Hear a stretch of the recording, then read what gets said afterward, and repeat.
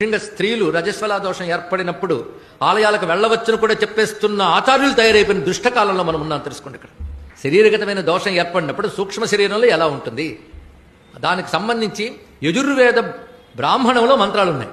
వేద ప్రమాణం అని ఒప్పుకుంటే అది ఒప్పుకోవాలి కదా. మీరు దేవుడిని ఒప్పుకుంటే దీన్నే ఒప్పుకోవాలి. దేవుడికి ఇవేవీ లేవండి, నువ్వేవుడికి చెప్పడానికి. దేవుడికి ఇవేవీ లేవో నీకు చెప్పాడా?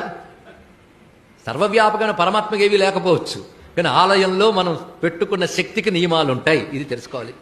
ఇవి లేకుండా ఇవన్నీ పాటించక్కర్లేదని చెప్పే గురువులు మనకు అక్కర్లేదు. ఇది ముందు తెలుసుకోండి. ఇక్కడ ఏదైనా కన్వీనియంట్ కోసం చెప్పేటువంటి వాళ్ళు ఈ రోజుల్లో వేమీ లేదండి అనే వాళ్ళు ఉన్నారు. ఎవరు చెప్పాలండి ఈ రోజుల్లో లేదని చెప్పడానికి? దేవత అంటే, పూజ అంటే నియమం కూడా ఉంటుంది. నియమం ఉంటేనే భగవంతుడు. తెలుసుకోండి. రజస్వలా దోషాలు ఉన్న వాళ్ళు కూడా గుడలకు వెళ్ళొచ్చు, పారాయణలు చేయవచ్చు. ఎందుకంటే కృష్ణుడు చెప్పాడు కదా, సర్వకాలేచ మా మనుస్మర అని. అనుస్మర అన్నాడు కానీ అర్చనం కురు అన్నాడా? ఎటు అన్విస్తున్నాం మనం ఇక్కడ? స్మరణ మనస్సుకి ఏమైనా లేదు, దేహానికి ఏర్పడుతుంది కనుక దాని నియమాలు దానికి ఉండవలసినదే. ఎవరైనా గుడికి వెళ్ళొచ్చు అని చెప్తే దాన్ని స్వీకరించవద్దు, ఇది శాస్త్ర విరుద్ధం. ఎందుకంటే ఆధ్యాత్మికంలో విప్లవాత్మక ధోరణులు చెల్లవు. ఎందుకంటే అవి శరీరాన్ని సమాజాన్ని చూసి చెప్పదు, జీవుణ్ణి చూసి చెప్తుంది. తెలుసుకోండి. జీవుడి సద్గతి కోసం సూక్ష్మ శరీర దర్శనంతో చెప్తుంది శాస్త్రం. ఆవేశపడి ఇవాళ నేను సామాజిక భాష్యం చెప్తాను, నా హృదయం చాలా విశాలంగా. స్త్రీలు రజస్వలా దోషం ఏర్పడినప్పుడు ఆలయాలకు వెళ్ళవచ్చును కూడా చెప్పేస్తున్న ఆచార్యులు తయారైపోయిన దుష్టకాలంలో మనం ఉన్నాం. తెలుసుకోండి. ఇక్కడ శరీరగతమైన దోషం ఏర్పడినప్పుడు సూక్ష్మ శరీరంలో ఎలా ఉంటుంది దానికి సంబంధించి యజుర్వేద బ్రాహ్మణంలో మంత్రాలు ఉన్నాయి. వేద ప్రమాణం అని ఒప్పుకుంటే అది ఒప్పుకోవాలి కదా. మీరు దేవుడిని ఒప్పుకుంటే దీన్నే ఒప్పుకోవాలి. దేవుడికి ఇవేవీ లేవండి, నువ్వేవుడికి చెప్పడానికి.